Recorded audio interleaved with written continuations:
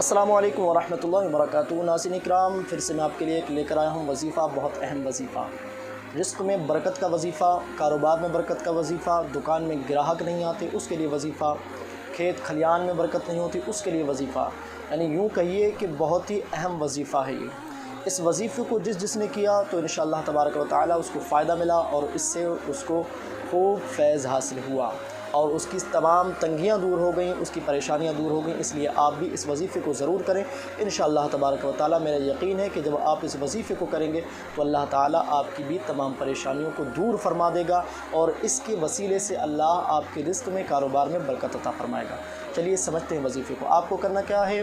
آپ کو ایک وقت مقرر کر لینا، نماز کی پابندی کرنا ہے اور آپ کو اول آخر 11 یا 3 مرتبہ درود پاک پڑھنا، پھر اس کے بعد میں آپ کو یا رزاقو یہ کم سے کم 99 بار پڑھنا انشاءاللہ تبارک و تعالی۔ اس کی برکت سے آپ کے کاروبار